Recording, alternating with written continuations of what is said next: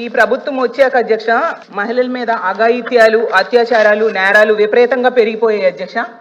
ఇది పోలీసులు అధికారికంగా చెప్పిన లెక్కల ప్రకారం చూస్తే మహిళల భద్రత ఎంత ఘోరంగా ఉందో అర్థమవుతుంది అధ్యక్ష. ఈరోజు 16,288 మంది మహిళల్ని వేధించారు అధ్యక్ష. 10 జిల్లాల్లో మహిళల మీద నేరాలు విపరీతంగా పెరిగిపోయాయి అధ్యక్ష. సాక్షాత్తు గౌరవ సీఎం చంద్రబాబు నాయుడు గారు ఉన్న జిల్లాలోనే మహిళల మీద నేరాలు 10% పెరిగాయి అధ్యక్ష. అంటే ఈ రాష్ట్ర ముఖ్యమంత్రి చంద్రబాబు నాయుడు గారి నీడలోనే మహిళలకు రక్షణ లేదా అధ్యక్ష?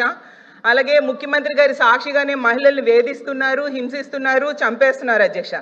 అదే జిల్లాలో గౌరవ మంత్రి గారైన లోకేష్ గారు కూడా ఉన్నారు అధ్యక్ష. అలాగే సాక్షాత్తు హోంమంత్రి గారు ఇన్ఛార్జిగా ఉన్న విజయనగరం జిల్లాలో కూడా మహిళల మీద నేరాలు పెరిగాయి అధ్యక్ష. అలాగే ఈ రాష్ట్రంలో గుంటూరు, సత్యసాయి, నెల్లూరు, విజయనగరం, కడప, అన్నమయ్య, పల్నాడు, పార్వతీపురం, మన్యం, తిరుపతి జిల్లాల్లో పెరుగుతున్నాయి అధ్యక్ష. మహిళలను వేధించే వాళ్ళను, పిల్లలను అత్యాచారం చేసే వాళ్ళకు అస్సలు భయం లేకుండా పోయింది అధ్యక్ష.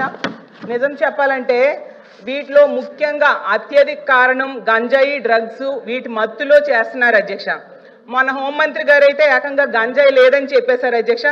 కానీ ఈ సభ జరుగుతున్న టైంలోనే మొన్న మదనపల్లిలో చూసాం అధ్యక్ష. గంజాయి, మద్యం మత్తులో 7 ఏళ్ల బాలికను అత్యాచారం చేసి హత్య చేసేసి తన ఇంట్లో డ్రమ్లో పడేశాడు అధ్యక్ష. ఒక క్రూర మొగం అలాంటి వెధవల చేశాడు అధ్యక్ష. అయితే ఎంత దారుణంగా రాష్ట్రంలో గంజాయి, డ్రగ్స్, కల్తీ మద్యం ఏరులై పారుతుందంటే దానికి కూడా లెక్కలు చెప్తాను అధ్యక్ష. ఈ NDPS కేసెస్ చూస్తే షాక్ అయిపోతాం అధ్యక్ష. దాన్ని బట్టి అర్థమవుతుంది ఎంత దారుణంగా ఈ రాష్ట్రంలో పెరుగుతున్నాయి అనేది. శ్రీకాకుళం జిల్లాలో ఏకంగా 213% గ్రోత్ ఉంది అధ్యక్ష. నెల్లూరులో 121% గ్రోత్, కోనసీమలో 72%. ఇలా తీసుకుంటే 15 జిల్లాల్లో, తిరుపతిలో 1.3% గ్రోత్ ఉంది అధ్యక్ష. పవిత్ర పుణ్యక్షేత్రమైన తిరుపతిలో కూడా డ్రగ్స్, గంజాయి, అక్రమ మద్యం గ్రోత్ సాధించిందంటే రాష్ట్రం ఎటువైపు వెళ్తుందో అర్థం కాని పరిస్థితిలో ఉన్నాం అధ్యక్ష.